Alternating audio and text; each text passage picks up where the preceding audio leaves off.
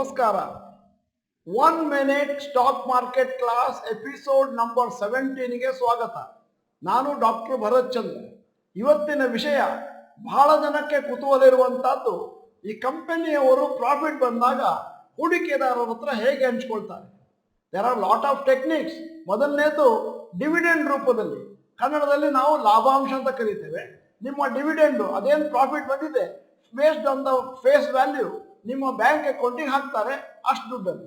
ಎರಡನೇದ್ದು ಬೈಬ್ಯಾಕ್, ನಿಮ್ಮ ಷೇರುಗಳನ್ನು ಪ್ರೀಮಿಯಂ ಕೊಟ್ಟು ಕಂಪನಿಯವರು ತಾವು ಬೈ ಮಾಡ್ಕೊಳ್ತಾರೆ, ಆವಾಗ ಹೂಡಿಕೆದಾರ ಬೆನಿಫಿಟ್ ಆಗುತ್ತೆ. ಮೂರನೇದು ಬೋನಸ್ ಶೇರ್ಸ್. ಯಾವುದಾದ್ರೂ ಕಂಪನಿನಲ್ಲಿ ಜಾಸ್ತಿ ಪ್ರಾಫಿಟ್ಟು ಜಾಸ್ತಿ ಕ್ಯಾಶ್ ಜಮಾ ಆಗಿದೆ ಅಂತಂದ್ರೆ ಅವರು ಒಂದಷ್ಟು ಬೋನಸ್ ಶೇರ್ಗಳನ್ನು ಕ್ರಿಯೇಟ್ ಮಾಡಿ ಜನರಿಗೆ ಹಾಕ್ತಾರೆ. ಅಲ್ಲಿಗೆ ನಿಮಗೆ 1 ಶೇರ್ ಇದ್ರೆ 2 ಶೇರ್ ಇತ್ಯಾದಿ ಸಿಗುತ್ತೆ. ಅಲ್ಲಿಗೆ ನಿಮಗೆ ಒಂದಷ್ಟು ಲಾಭವನ್ನು ಹಂಚಿದಾಗ ಆಯ್ತು. ನಮಸ್ಕಾರ.